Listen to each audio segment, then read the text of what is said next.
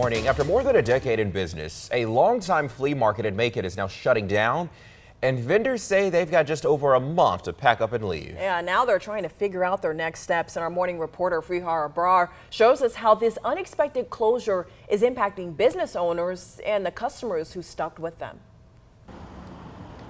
For over a decade, vendors filled the stalls inside the Macon Flea Market, keeping loyal customers like Michael Jackson, a Kathleen resident. I'm former military, and it's always that saying, you stick with what you know. His barber, Kente White's, had these 2 cubicles in the back for over 15 years. I met him in 2015, and he's been a great guy. They vary. Like most of them, they start like $250 a cubicle, and it's every month. Then they go up. It depends on if you have water in them or not, what location you're at. If you're up front, if you can be seen, if you're more visible, they charge you more for that, for the convenience.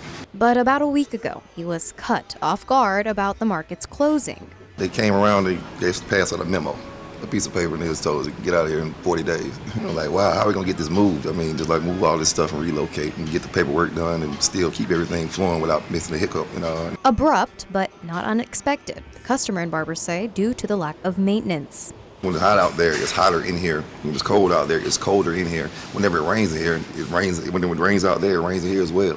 Maybe you can see all the buckets and all the things. Both of them hope there's a future for the place they've relied on for over a decade. I'm hoping that, in actuality, there's some form of reconstruction. And some of the other barbers, we getting together, trying to pull together and just find a spot. We've narrowed it down to like 3 or 4 different places. But all locations that he's been to, I follow.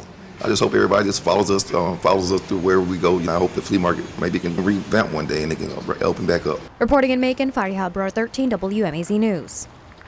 Well, the last day you can visit the Macon Flea Market is May 31st, and it's at 3640 Eisenhower Parkway near the Macon Mall. Some shops like White's Clean Cut Barbershop will post updates on social media about where they'll relocate to.